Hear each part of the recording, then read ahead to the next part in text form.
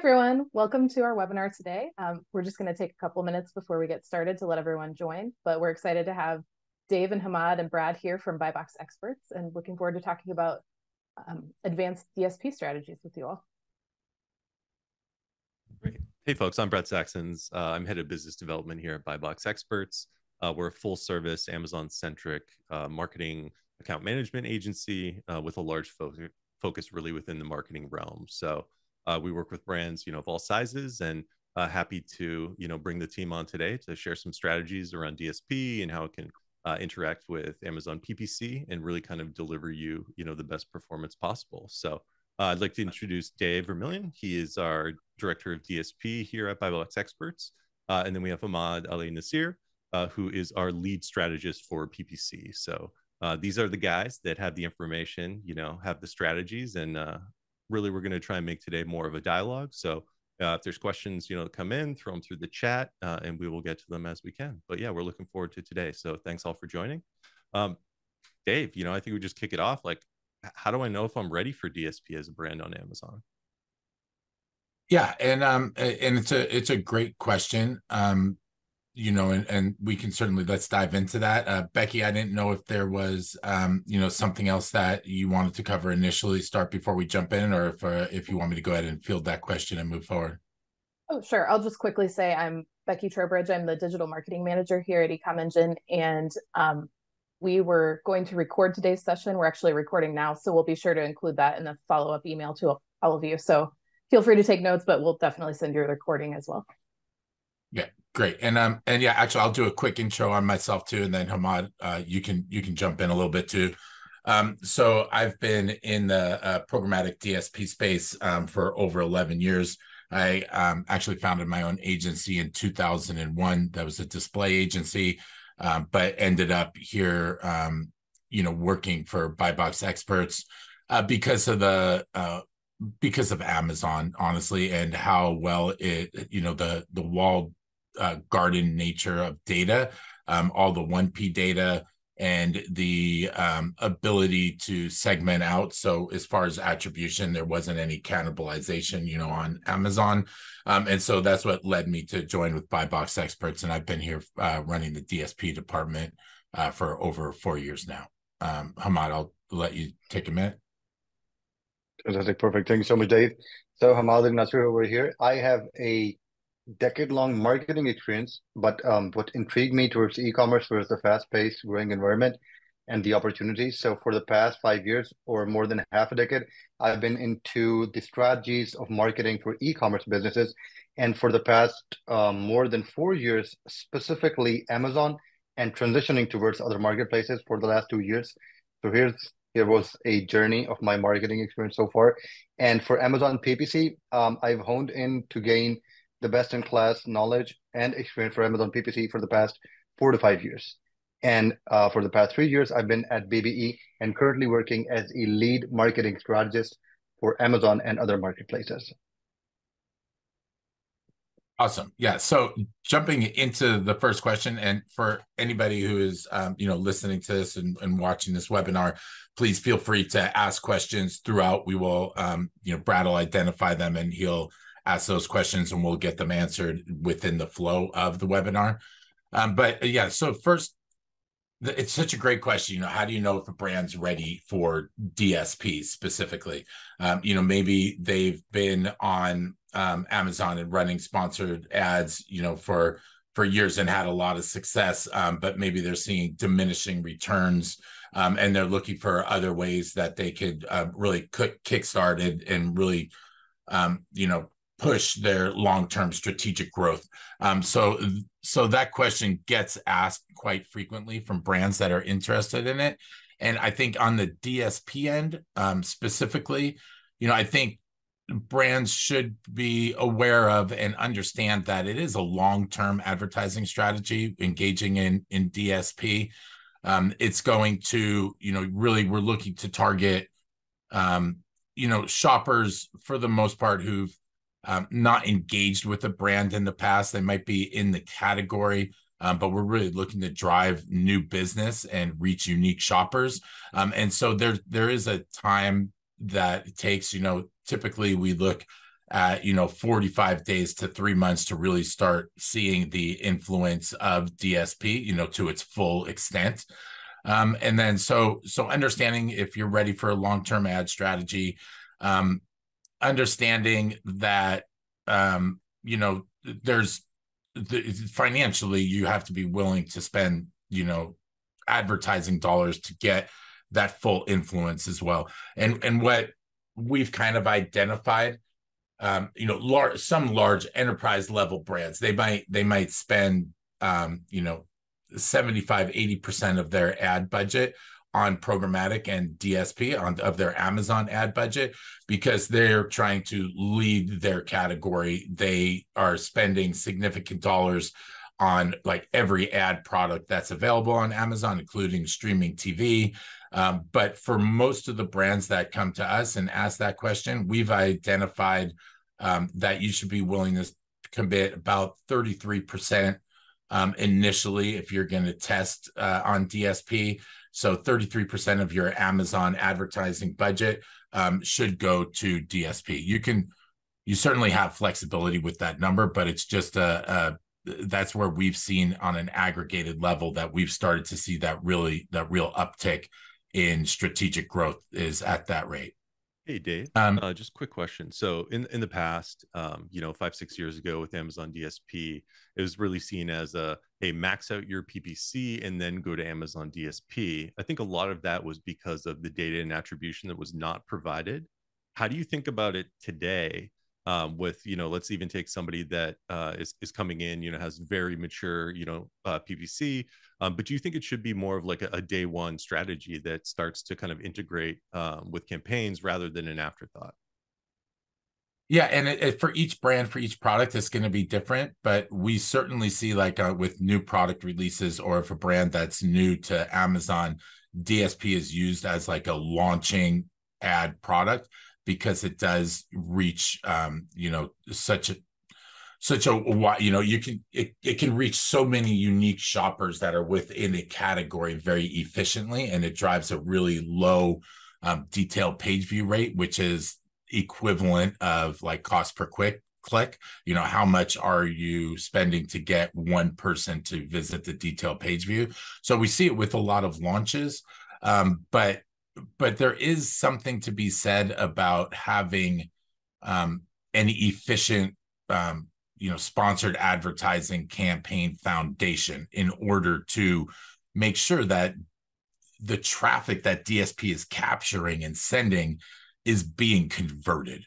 And I'll turn it over to Hamad on that, because I think, when you're knowing if your brand is ready for DSP, a lot of it has to come down to that foundational portion of it that comes from sponsored advertising and retail readiness. So Hamad, why don't you jump into that a bit?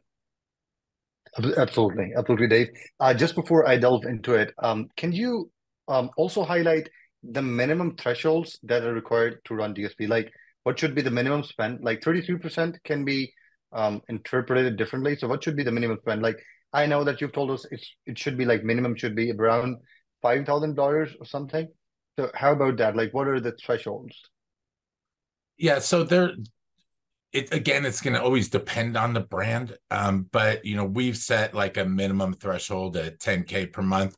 That's our minimums that we're asking for on a monthly basis. It's significantly less than if you were going to work with Amazon directly, and we have a lot more flexibility with how we build our orders and line items. But I think to answer your question, I think 10K minimum is really what we'd be looking to see an influence of the DSP on that growth. And that's a much lower minimum that you're able to kind of drive effective performance on than what we've seen in the past with DSP, right? Yeah. Yes, absolutely. Amazon used to be a 35K minimum, and you could only run up to like 3 orders, where now, if we take a $10,000 campaign, we could have orders for, individual ASINs or product groups. We could be running 20 different orders with multiple line items targeting, different audiences and inventory sources. So it has certainly changed. The landscape has changed over the last 3 years. I mean, even like we've seen rapid changes over the last 1 to 2 years. Absolutely. So the question that everyone has in their mind is like, when can we start DSP? Especially the brands, they're always asking the question, when can we start DSP? So in order to be able to advertise on DSP, they have to be ready and should have exhausted to some extent PPC advertising. And what we mean by PPC advertising is like starting from the very basics. The listing should be retail ready. What is a retail ready listing? As per Amazon guidelines, it should be like at least 5 reviews, I believe, and then it should have like at least 4.5 star rating with A+ content, EBC, and all that. So all those requirements are mentioned on the Amazon website. So once those requirements are met, you're good to run PPC. And once you've started running PPC, then you start running SP ads, SB ads, and SD ads to some extent. Once the listing has reached a point where you think now that you've exhausted all, I mean, you have gone all out in your niche and category keywords, then you can think about starting DSP. So basically, if I were to differentiate, some people would argue that why should we even go for DSP? Why should we should be only when we have the option of SD ads? So yes, DSP is basically, you can say, if you were to sort of make it easier for understanding, you can say that DSP is SD ads on steroids. But then again, the steroids are like pretty hard. It's on the next level. Yeah. So once you've exhausted like SP ads, SB ads, and SD ads, then you're pretty much ready. And some of the prerequisites are, if you have brand registry, you should have A+ content. You should be spending a good amount of advertising dollars in all the 3 campaign types. Only then you're ready for DSP. I'm going to jump. Like Dave, you can add more if you want. Well, yeah, I just want to jump in and say it's like we talked about the changes on the DSP platform, you know, what we've seen over the years.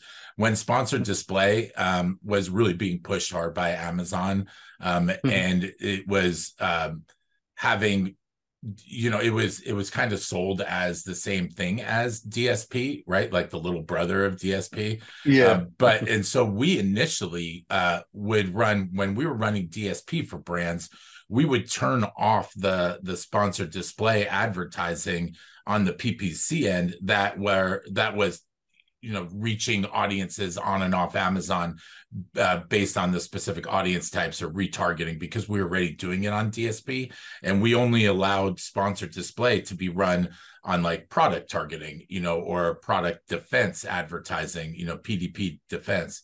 So what we've seen though is now, as we've been testing more and more over the last 2 years, we found that there's a positive correlation from sponsored display and DSP if you're running it at the same time. So now, and we get all this data, and we'll jump into Amazon Marketing Cloud, AMC, in a little bit. I don't kind of want to, you know, put the cart in front of the horse, so to speak. But we see with all of the data coming back that the more product types that shoppers are engaging with or being exposed to, the more different kind of ad products, the higher their conversion rate is. And so we actually encourage spend on sponsored display as well as DSP. But Hamad, sorry, you could jump back in. No, perfect. You've explained it beautifully. So yeah, these are some of the prerequisites that a brand must do before they jump to DSP. And Dave, I would like to pick your brain on this. What was, if you were to like identify 2 to 3 main points, why does a brand need DSP? What would those be? A brand that has fully exhausted PPC and is doing very well in advertising on PPC. They're utilizing all the 3 campaign types. They're covering branded keywords. They're covering non-branded keywords. They're going after the competitors. They're doing all sorts of things. So what is next for them? Like, why should they do DSP? Yeah, I'll take a stab here if you don't yeah. mind. You know, I think when we look at DSP, so it's like we have PPC, right? It's on site, so it's really based on intent. Folks are coming there specifically looking for a product, whether it's branded or unbranded. A lot of times when people are doing that, they're going to click on a sponsored ad just naturally, right? So previously, what we would see is that, you know, that sponsored ad would get the attribution for the sale. Amazon would say, this is what caused your sale. Here's your return on ad spend, etc. But what we found kind of working through this and leveraging Amazon Marketing Cloud, which Dave's going to get into in a bit, is that we're actually able to see those touch points and understand that, like, you know, the person was actually exposed to 3 Amazon DSP ads that were off-site, that weren't even on Amazon. So it could have been on, a news site, could have been on their favorite blog, could have been, even coming from another retailer site like an eBay. And ultimately, kind of giving that influence to, drive the person to search, click, ultimately purchase. Previously, we would just think it was PPC. Now we understand the influence of DSP. And I think DSP is crucially important when we look at bringing in new to brand customers, which is really the key to driving incremental growth within your business. Would you agree? Just to add on here, Brad, you've brought up a beautiful point that resonates with customer behavior. So I was reading this book. I cannot recall the name. And it is about like customer behavior, marketing, and how consumers react. So it was mentioned, and a couple of studies also prove that it takes like 7 times for a human being or a human mind to take a decision or form a habit, or so to like solidify a thought or a process. So 7 times, like 7 steps, 7 moments. And if we take this to the advertising perspective, and if we were to test it on an advertising perspective, we can talk about like 7 touch points. So it takes 7 touch points for a consumer to convert. That is on average, like 7 touch points for that aha moment of conversion. So how do those 7 touch points start? They can either start with the PPC journey, or if the customer is not on Amazon or is not in the aisle looking for it, or is not searching for the product on Amazon, maybe to start from that first point, DSP can be used. Just wanted to add it here. Like, this is what I've learned so far from the consumer behavior of the 7 touch points. So touch points and the path to purchase is extremely correlated to each other. Over to you, Dave. Yeah, everything you guys are saying is right. We have like analytic, insights, that and audience insights from Amazon as well, where we can start identifying like look back windows that we know have the highest correlation to conversion or to engagement. And then using those advanced data, KPIs that we draw out through the AMC dashboards really gives us a microscopic look at what's happening with that path to purchase for the shopper. But to answer the original question that Hamad you put in front was, DSP can be, you're obviously going to use DSP for retargeting. People come to your product detail page, they don't make a purchase, they leave. So we want to re-engage that shopper. It could be, cross-promotional, where they're purchasing one product regularly, but haven't engaged in any of the other products that you're selling on Amazon. So we could drive them to get that cross-promotional. We can drive subscribe and save. We can use competitor targeting, right? So we can go after competitive ASIN, people who are viewing your competitors' ASIN, and we can target them. Everything on DSP is built around an audience. That's kind of the like direct influences, the direct executions that DSP can use. But I wanted to speak a little bit about the indirect influences that we see from DSP as well.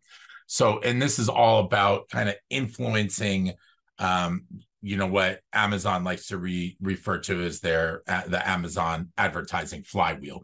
So as we're targeting through DSP, like unique reach and new to brand, and we're capturing shoppers, maybe that first step of their journey that you were speaking to, Hamad, we're driving them into the product detail pages or into the brand store. And what that does is it replenishes the retargeting audience so that we can retarget more people and turn those into conversions. It also increases the amount of branded searches that are made. That's one of the KPI that we really look to target with DSP, is how can we drive shoppers who are new to the brand, they haven't purchased from the brand before, to make a search for that brand. So branded keyword searches. When we're increasing those branded keyword searches, it's influencing the Amazon algorithm, as well as like high conversion rates from the retargeting traffic, the driving traffic from off of Amazon onto the Amazon platform. Amazon definitely That's a part of their algorithm. They like to see that traffic coming from off of Amazon onto Amazon and driving traffic into those brand store. Those are all going to influence that Amazon algorithm. It helps your sponsored ads become more efficient. You start winning. Your CPCs are driven to be lower, and your relevance is increasing. Your organic rankings increase, and then as there's more and more traffic because your organic rankings increase, then that allows us to reach and retarget more people through DSP, and that's the flywheel. You just see that long-term growth coming from that. So that's like a critical piece of DSP, is really influencing that long-term strategic growth. Awesome. Just have a question from the audience here. I think you just answered the first part. It was, can DSP help a brand increase its branding searches? Certainly. This is also something, like Dave said, he's going to be measuring, within the data, because the more downstream searches we see for the brand, we know that we're having better effect with the DSP and bringing in that new audience. Dave, the second part was, within DSP, do we have in-market or affinity audience targeting, or no? Yes. So there is a specific group of like in-market audiences. So that's going to be within your category, and it could be like in market for multivitamins if you're a supplements company. So then you could target that. It could be in market for products that have magnesium in it, along those lines. So it's people, and then as you're setting up your DSP campaigns, you might start off your execution targeting that audience, and then you're going to exclude people who have purchased for that product in the past. So we're building an audience on DSP of past purchasers that we want to exclude while we're targeting new to brand in like that in-market audience. So that's how we drive that new to brand and those branded searches. And then it's really critical. One piece I just want to speak to is alignment between DSP and sponsored advertising campaigns. So branded searches is a perfect example of that. So we can run a report on what branded searches are being made from each campaign, from each line item, from every execution, from different creative, and creative is a critical piece of that as well. And then we provide that data. We have that data on the sponsored ad side. And then Hamad can set up, his campaigns in order to capture that traffic. Cool. Exactly. So what? Go ahead, Yeah. Hamad. So whatever traffic that is being brought in by DSP, we are already in line and in tandem to catch all of it by covering the most important real estate on our branded page. So we'd have the branded, like top, the banner covered, the 4 placements. Then we'll have the middle of the page covered with a sponsor brand video, and then all the important keyword placements for branded keywords. So that if a customer visits our page and searches for a brand, they get into an eye lock, and they have to make a decision because they see so many products. So that is how we catch and capture all the branded traffic that comes in through DSP.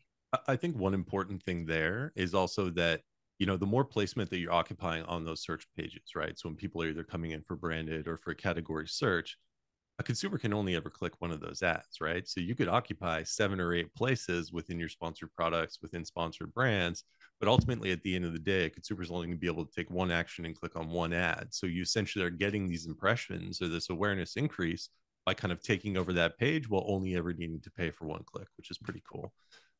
Dave, one quick question. So as far as I think there's a real interest in increasing these branded searches through DSP on Amazon.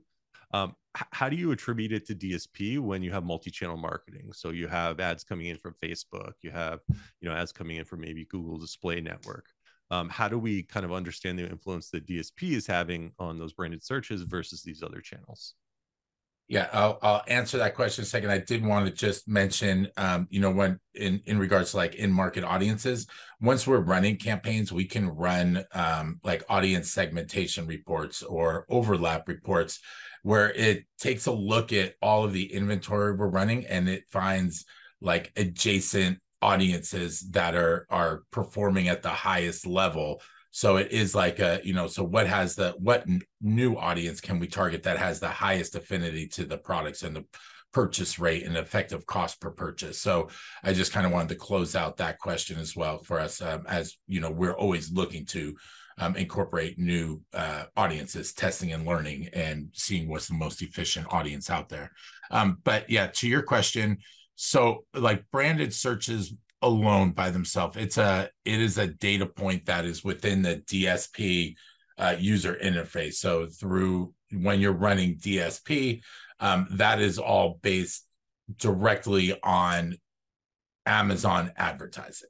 So that is somebody engaged in the DSP app, and then they went and made a branded search. So that's how Amazon is tracking it. When you start talking about like, you know, multi-channel marketing, or even then we start looking at, and I'm going to take this opportunity to segue into AMC. And so AMC, just quickly, yeah, and this is just a quick screenshot, but AMC is it's a SQL clean room. So where for any advertiser, you have to be running sponsored advertising, and you have your unique ID, you know, your sponsored ad ID, and then you have to be running DSP, where you have your own advertiser ID for DSP, and we can create an instance which allows us to bring all of the data points in from all of your activities. Now, it could be your sponsored advertising, your DSP, that's a very standard of what we look at, but you could also bring in like your direct-to-consumer website, all of that data in. There's a data uploader where you can actually bring data in from other marketplaces or from other, you know, ad products that you're using, you know, servers, and you can bring all the data up there. I'll kind of stop in a second to see if there's any questions, but the one thing I want to be very clear on is Amazon puts a huge value on its privacy. So all of the data that comes in is 100% anonymized.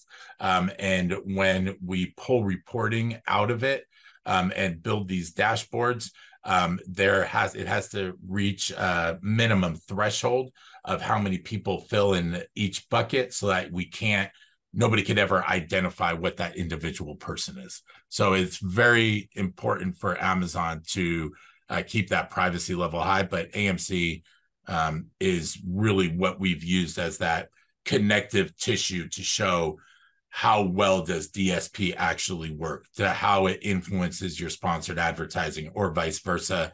And then you can layer in your direct-to-consumer or other multi-market initiatives as well. And I think right here, like when we're talking about multi-channel, the advantage that we have with Amazon DSP over some of these other options is really the data, right? Amazon is a black box. We understand what products you purchase. We understand what products you're browsing for. And with all of that data, we're able to create these really robust Amazon DSP campaigns. You know, you can run on Facebook with like targeted interests or whatever it may be, or on Google Display and be contextual. But ultimately, like leveraging that data and understanding where people are in that path to purchase is going to give advantages to DSP over those other channels, which again should really react and produce that downstream effect of more intent-based searches on Amazon. Yeah.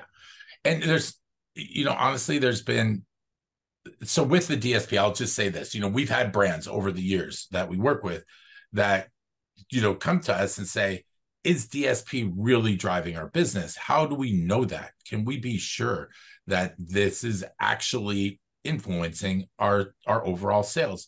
You know, we might be seeing something come in at a ROAS, you know, of like 2 times higher than what they're seeing from their sponsored product ads.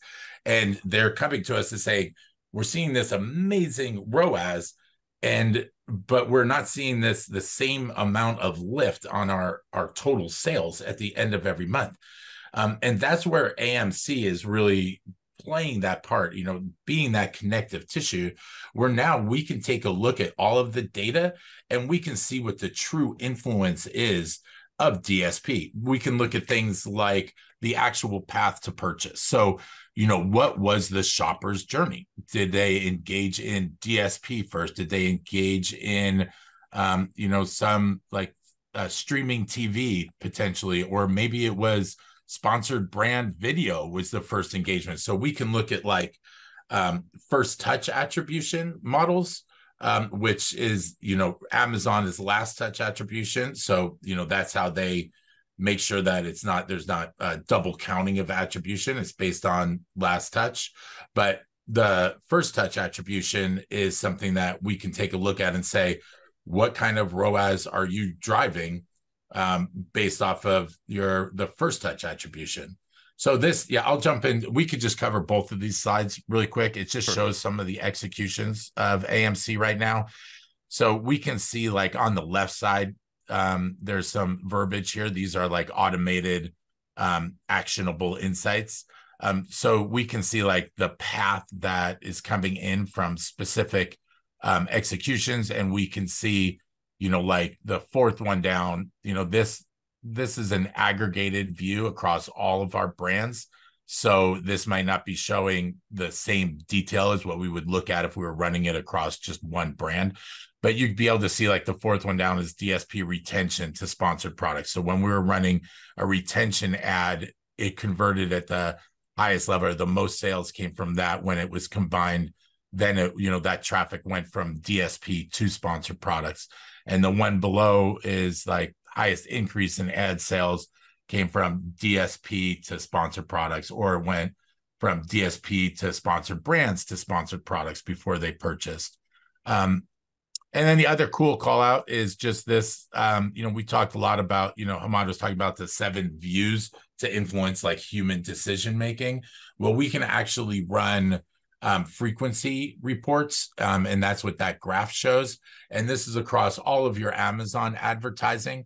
We can see like what the ROAS is, which is that green line, for how many times a single user is engaging in any advertising product. So it's pretty common for us to see a drop off after a certain amount of views.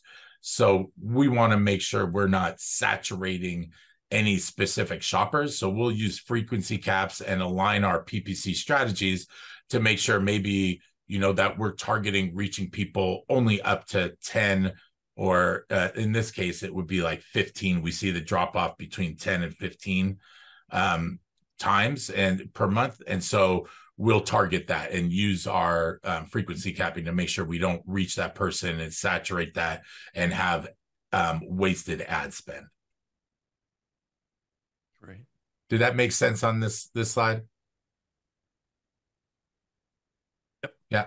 Okay. You could go to the slide prior, the one before that, and this just shows the same thing. Like, it's like that overlap, data that we get from AMC that shows like the highest conversion rate comes from, and again, this is like aggregated across all of our brands, for shoppers that engaged in DSPs, sponsored brands, sponsored display, and sponsored products.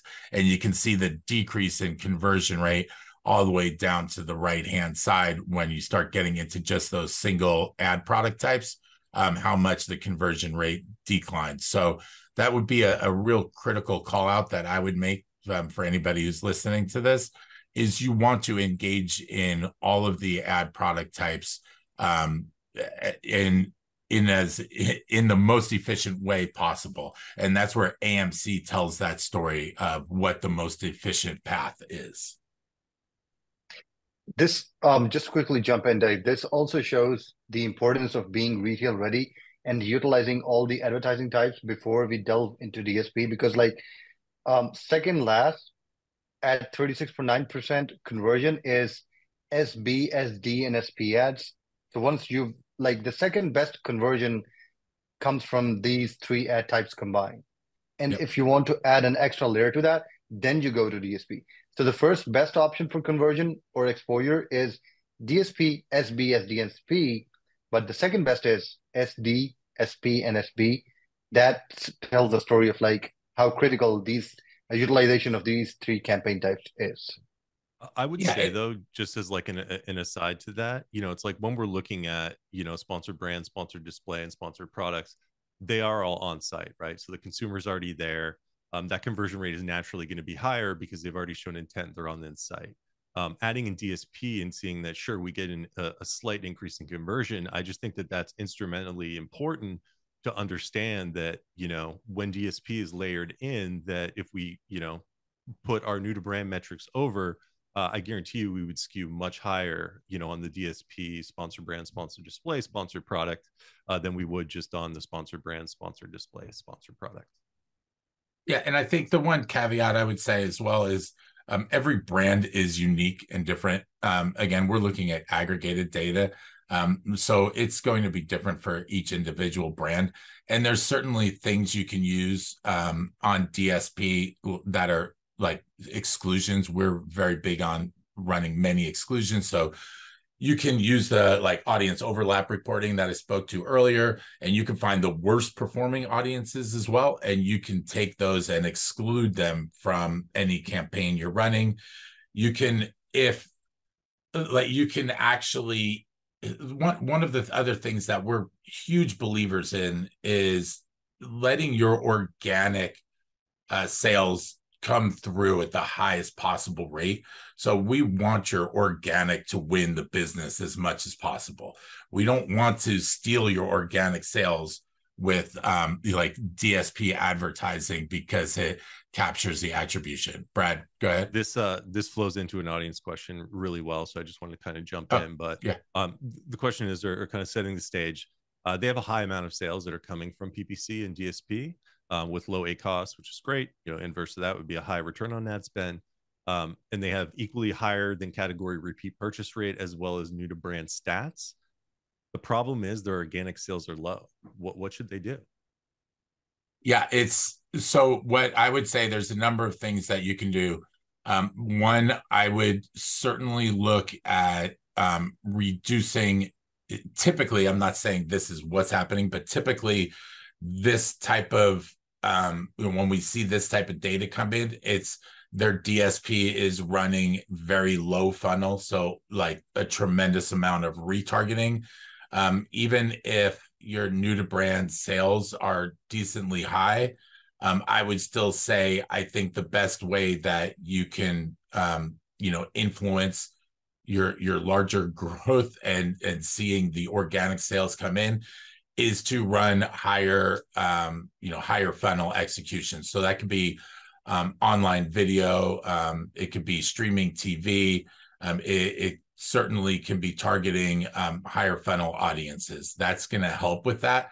There's also specific executions that you can run through DSP where you can actually, like one of the standard executions is you retarget someone. Someone gets to your product detail page, they might have gotten there organically. They don't purchase right away. They leave or continue browsing on Amazon, and then we retarget them to drive them back to make a purchase. Well, depending on what your product is, like if it's I wouldn't recommend this for home security, because home security, you want to capture every possible sale. It's only a one-time purchase. You make the sale, you capture that, right? But for most products, you can actually set up an exclusion where you're not going to run any DSP ads towards anybody who's been to your PDP in the last 24 or 48 hours. So instead of bombarding that person from the second they get to your placement organically, you actually allow them to make an organic purchase while browsing without serving them an ad for the next 24 hours. So you let them make that organic purchase. If they don't make it within that 24 or 48 hours, then you retarget them. So using exclusions on DSP is going to be critical to making sure you're not cannibalizing your organic traffic as well.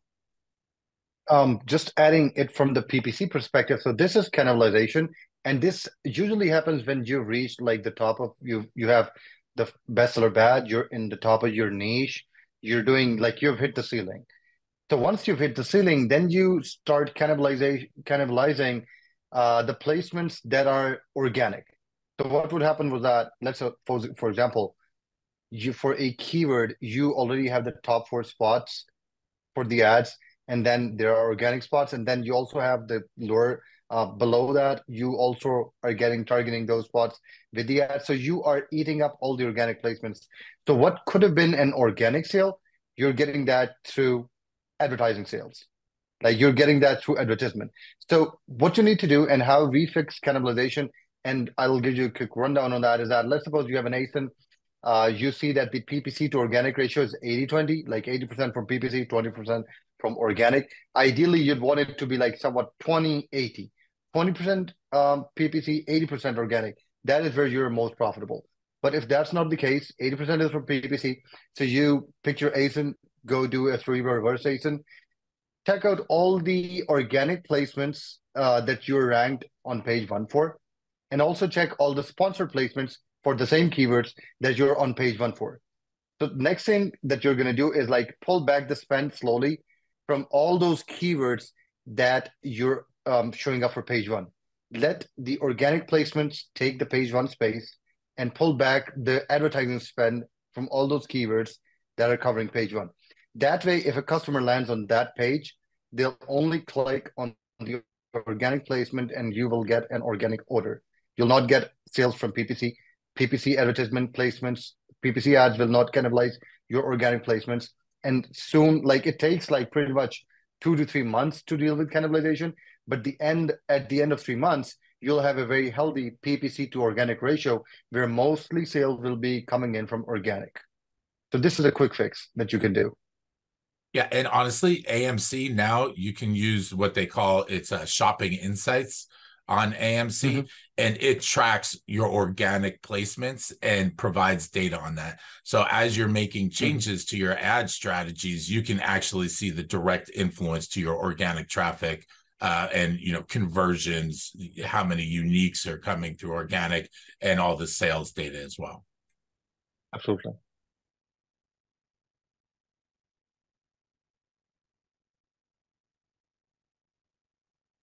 Well, I'm curious, Hamad, you mentioned the 80-20 there. Are there other KPIs that you would say are worth, like which ones are worth paying attention to? Because I know there's a lot with advertising that we can look at, and some of it's vanity metrics. What do you think is actually worth looking at in 2024? Yes, so this is specifically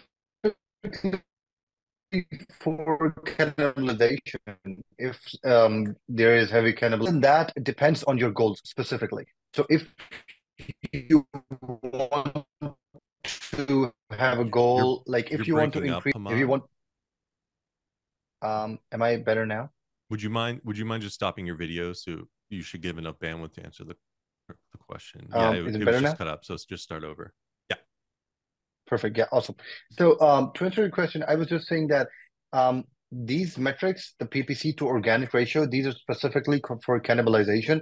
When you are trying to deal with cannibalization, like you want to keep the account healthy because you want neat profit, like you want net profit, neat profit. You don't want to pay for ads. You want everything that is organic. Other than that, the easiest way to decide on what metrics are critical or the most important to your account is like measuring them against what matters the most for you. So let's suppose if your strategy or goal is to increase brand awareness, then the metric that you should track is impression count. If you want to increase the profitability, then the metric you should track is ROAS and ACOS. If you want to see if you want to track the metric of your listing quality, then you measure it against CTR and conversion. So it depends on the goal. Like whatever your goal is, you have direct metrics. You should have a direct metric to track that. Depends entirely on the goal of the account. I hope that answers that. Yeah, and it does answer that, and I think PPC is very much more aligned with, some of those goals where it's more elastic based on who the brand is or the product is. Whereas DSP, like I can answer that question and say, our top KPI are, how many unique shoppers are engaging in the advertising, what's your new to brand percentage, and what's your lifetime value, which is another a key KPI that we get from AMC reporting, is like once somebody makes a new to brand purchase, how much are they purchasing over the lifetime, the next 12 months after they make that new to brand. So new to brand plus lifetime value. But to Hamad's point, there could be a brand like there's different executions. One brand might want to drive subscribe and save where another brand might not. And so we, customize, our campaigns to really drive that subscribe and save as well as reaching a new to brand shopper and that lifetime value. And branded searches, I think, is another critical one. It's just really about, driving, again, that like Amazon ecosystem growth. We want to drive branded searches. Thanks, Dave. I know we don't have a lot of time left for this necessarily, but I wanted, Hamad, if I opened up just like maybe some of your expectations for what we're seeing or what you think we're going to see from Amazon coming over the next year, like different trends. Yeah, so we anticipate a lot of AI integration. So the most recent AI integration was like image generation in SB ads.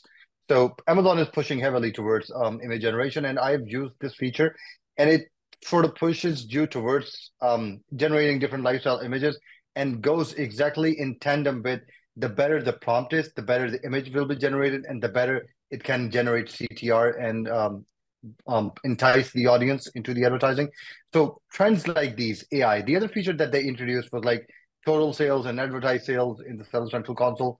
That was one for to keep it check and balance on PPC versus organic ratio. Other than that, there will be engagement in AI for account optimization, for maybe campaign creation, but AI will definitely be one tool to look for that Amazon is going to leverage to make advertising more efficient and easy to use, so that people can leverage advertising more and more with ease and with automation, like account optimization, updating the bids and all that. So AI automation is one to look out for.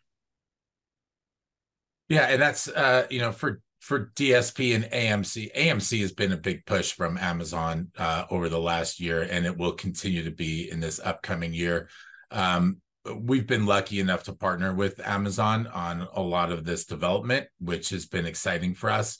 But so I have a little bit of insight into like what some of the key features that they're looking to push would be, and it's really developing AMC reporting around like non-endemic, which is advertising that drives traffic somewhere besides Amazon, so like to direct to consumer, and using AMC to define the influence of streaming TV or even sponsored TV. So those are huge priorities for Amazon, as well as AI and machine learnings on the DSP side too, because I think ultimately we have all of this data now with AMC that we've never had access to before that can tell us anything that we want. But we have so much data, we tend to bombard our clients or people with all the data and dashboards, and you can kind of get lost in it. And so I think the real focus is going to be on streamlining it, making it digestible by brands, and showing automated actionable insights. So being able to say, the data is this, here is what you should do to be more efficient and see growth, just make it easier to consume. Great. Not seeing any more questions from the group. Feels like a good time to pause, or you guys have anything else you wanted to share? Yeah, I just wanted to jump in here. I know you had a slide about the importance of a full funnel ad strategy, and we got into that a little bit with the importance of building a foundation, but I didn't know if Dave or Hamad, you had anything you wanted to chime in here? Just on the right-hand side, there was an example of this. I already talked about like the influences that you see on the left-hand side, but on the right-hand side, we ran an analysis over the previous Prime Day. And what we saw is this was a very simple graph that we pulled from the data that we got, again, aggregated across all of our brands. And this was just on conversion rate. And you could see that if a brand engaged in a strategy for Prime Day, so they were running coupons or promotions, You could see that's the green line, how well they participated. But if they also had DSP active for their lead up into Prime Day, you could also see a jump in the conversion rate for brands that engaged in both DSP as well as had a clearly defined Prime Day strategy. And then the red line was for those non-participants. And you could see it, the conversion rate, through the lead up period on Prime Day, and then the lead out period as well, still maintained a real strong influence if they were using DSP. So that was the main call. We saw the same thing with CPCs. We're lower if they engaged in DSP as well. Thank you for bringing that up. That is a call out that I wanted to make. And I think it just leads to that, the whole point of like this webinar is really trying to drive home that DSP and sponsored advertising, they need to be connected. You should be using AMC to make sure that it's connected and define like efficiencies and using that data to make sure that you're achieving whatever KPIs are set. But there has to be that connection. You have to be aligned with your strategies, both on DSP and sponsored ads, to see the highest amount of influence.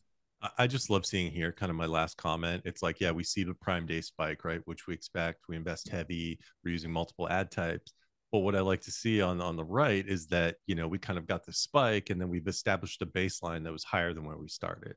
So it's like, we saw this incredible results over one day, but then as we look into the future, our baselines are just higher. So we've like driven increased performance from, one large activation, which is pretty cool.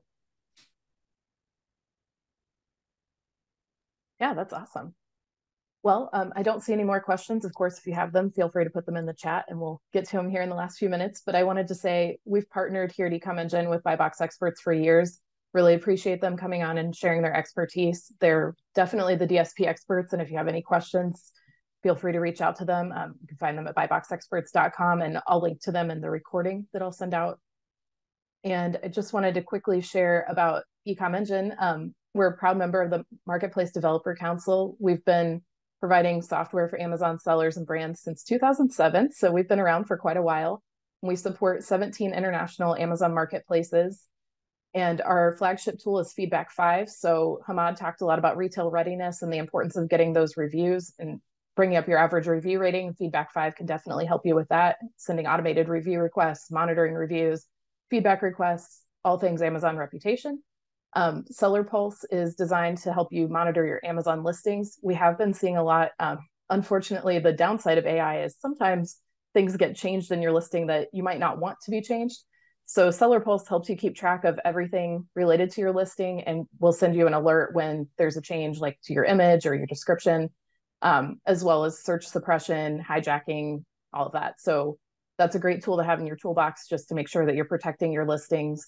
And being search suppressed and running DSP, you could really be driving a lot of traffic to your competitors. So you don't want to do that. You definitely want to have a plan in place to protect your listings. And then Restock Pro is our FBA inventory management tool. And if you have any questions about that, just reply to my email and happy to send you more information. And beyond that, I'll just say thank you to our guests from BuyBox experts. And just checking in the chat, we don't have any more questions. So we appreciate your time today. And I didn't know if there's anything else you wanted to say, any nuggets you want to leave us with? Just want to say thank you for the opportunity. Obviously we've been longtime partners, you folks, so it's great to get out there and share some information with the audience. So appreciate it. Yep. Thank you for having us. Thank you. Yeah, thank you. Have a great day, everyone. Thanks so much. Take care. Bye.